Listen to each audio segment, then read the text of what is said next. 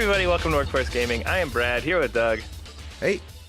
PlayStation just did us a really, really nice thing and put Tekken 3, the greatest fighting game of all time, on PS Plus. PlayStation did the bare minimum by giving us a game we already owned, I think is how I feel about any time That's a true. PS1 game comes out. It's like, yes, Probably I bought true. this on PS3. It was great.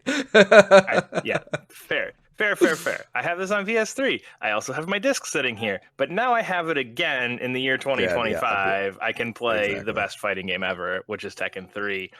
That is So I sat down, played through arcade mode a few times, did some Tekken Force, and one of my favorite things is every time I play an old game is the moment that fear of this isn't as good as I remember fades away. That is one of my favorite moments playing games, because you're sitting there and you're like, but is it still the greatest fighting game of all time? But is it? And then you're like, oh yes, it is. It is. We are awesome. We're still here. I think my deep-seated fear with this one, on that note, is like Tekken 3 to me was like the coolest game that had ever been made. Like, yes. Like Jin with fire pants was like the coolest character design I'd ever seen in my life. Yeah. It's just like, and I didn't really think like the opening cutscene is like, I don't know if they ever, you played a lot of Tekken games after this, but like a character pulling up like a severed head of a character from the second game was like insane.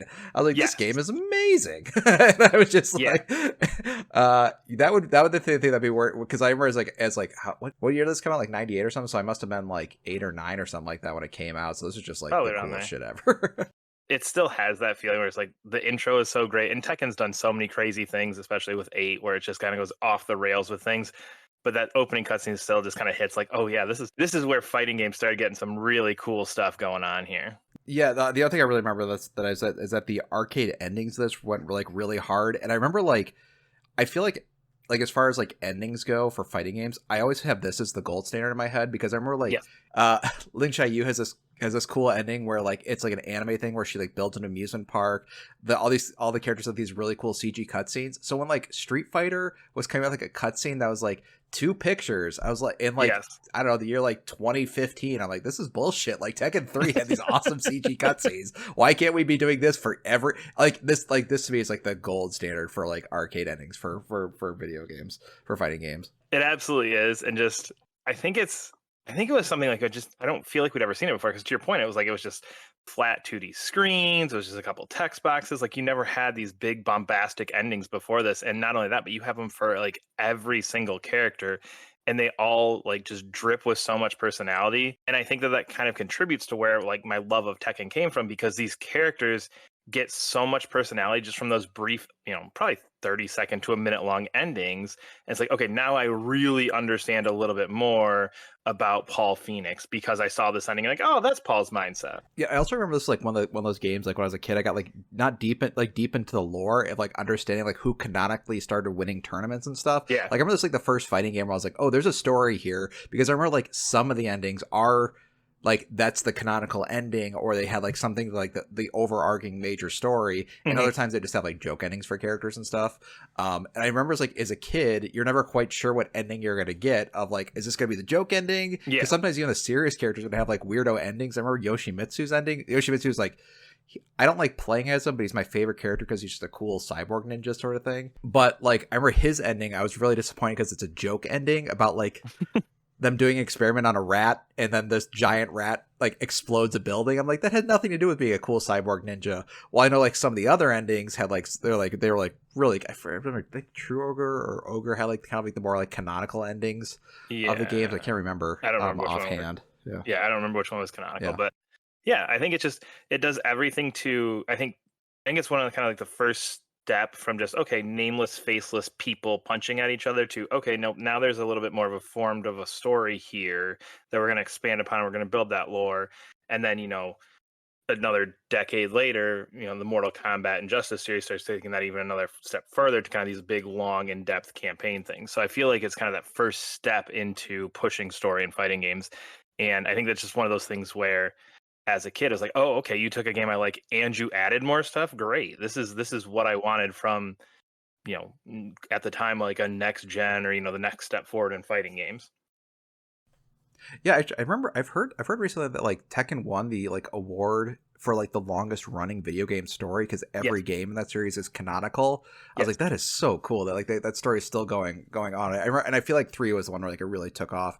I do remember 3 being a little disappointed because in 2 I really liked Angel and Devil, because I was like, what are these guys, like the Mhm. laser eyes and all that stuff. And I think 3 doesn't have that, but it had True Ogre, which was like, or Ogre, which was a guy with a big snake for a hand and blue fire. So I was like, okay, Yeah.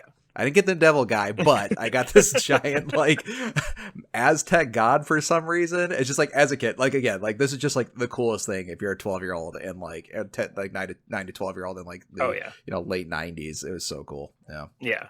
And the thing with it is one of the things as I was playing it that I was thinking about is just the fighting in this is so tight and just feels so Yeah. precise for a game that's 20, 30 years old almost at this point.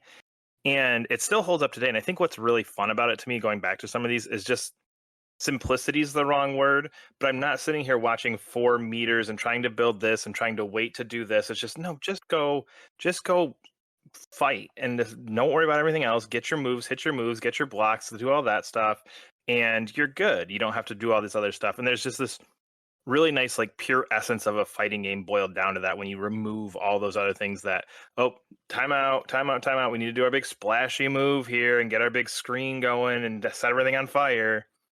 It's not there. So it just feels a little bit more zeroed in on that fighting. Yeah, I feel like a lot of games, like fighting games now, are kind of impenetrable, and it feels like just like the main audience speaking for the game, maybe not the main audience playing for the game, is like really hardcore fighting game folks. And it feels like, in which like they need, not that they need it, but like just like the bars and stuff, and like this like hyper balanced game. So like when like people who are like really high level can play the game and it's really balanced, but like this is like, I just like that this is like for the masses. Like Tekken 3 is like, it feels like maybe not not like the last, but like it feels like one of the last sort of like fighting games where it's like real like legitimately pick up and play. Even the games now, they're like even like the newer ones now, it's like they have simplified controls, but they're not as pick up and play as like say this one is. Well, and there's a difference between the like just hold circle and you'll do all the moves versus Yeah. some of those simplified control schemes are now versus just like no, it is a intuitive fighting game that makes sense. It's complex Hmm. enough that it's fun, but it's simple enough that everybody can pick up. You don't need to immediately hop into the tutorial training and do 2 hours worth of like Yeah. homework to be able to feel like you can beat the arcade mode or to feel like you can play online for 2 seconds. And I do like what you said. It doesn't feel balanced. I mean, I remember as a kid, like Eddie Gordo was off limits. You do not play as Eddie. That's Yes. cheater Yeah. shit, Yeah. and you don't do Yeah. that. Yeah. Like, so it's just it goes back to kind of that fun of like this is what the game is, and I think that's always why it's kind of stuck with me. Even though, I mean, I would say the later Tekken games are arguably better, more complete fighting games, but this Yeah. one just there's something special about it, and it still has that special feel even today. Yeah. And I think too, the thing that's cool with like Tekken 3 that and I feel like you don't see this much in the more modern generations is the jump from Tekken 2 to Tekken 3 was It's humongous, like as far as insane. like graphics and characters and stuff like that. Like I can you play Tekken 2 now? I think it's on there. I Yep, think it's it's on on like there. the PSN.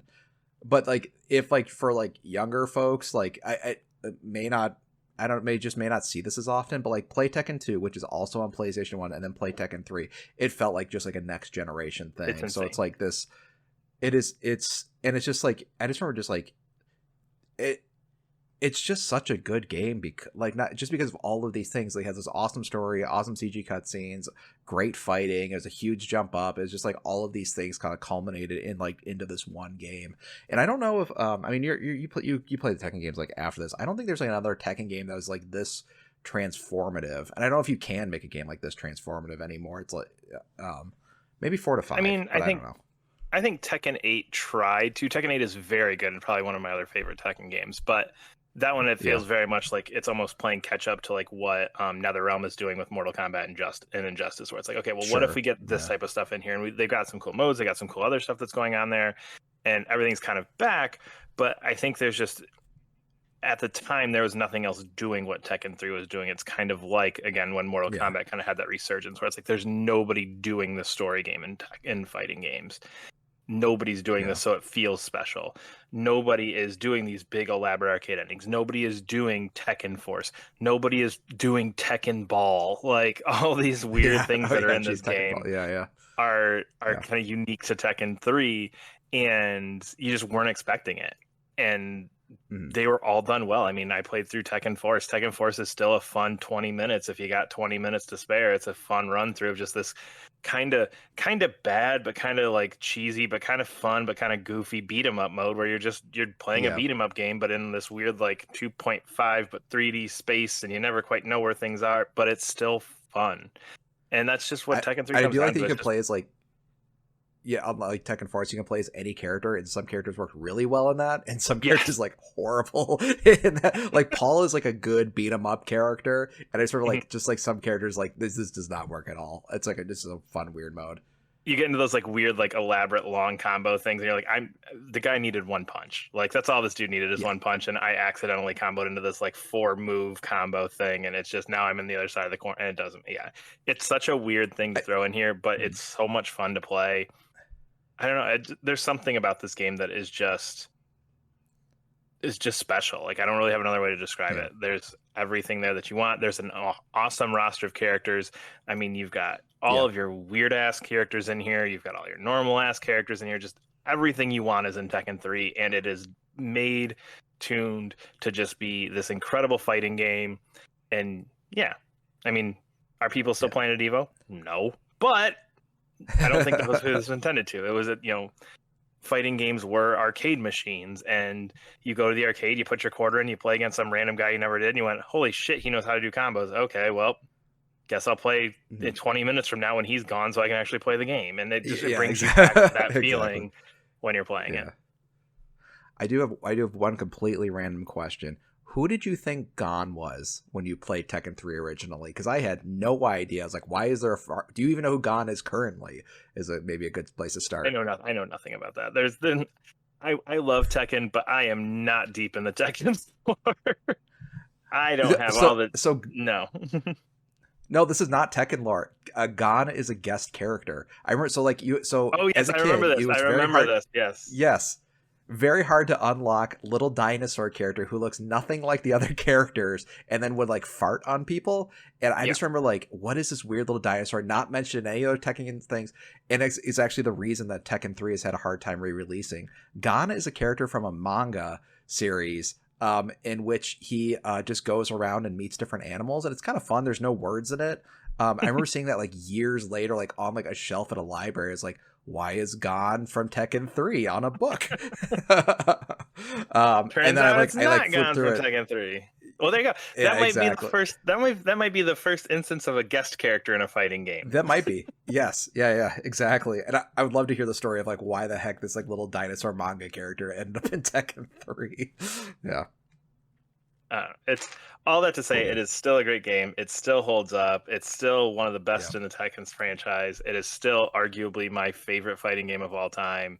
And Yeah. yeah, it feels stupid, but thank you, PlayStation. I'm glad we got this back in a way that I don't have to bust out my PS3 or PS1 for. So thank you, kind of. Yes. Please give me back all my PlayStation games I paid for. Thank you. Yes, please. We'd like that. But we are First Gaming. You can subscribe to our channel, leave a comment below. There's a link to support us on Patreon as well, where there are bonus audios of us talking about other games. There are polls to vote for what games we will review in the future. But we'll see you later. Bye.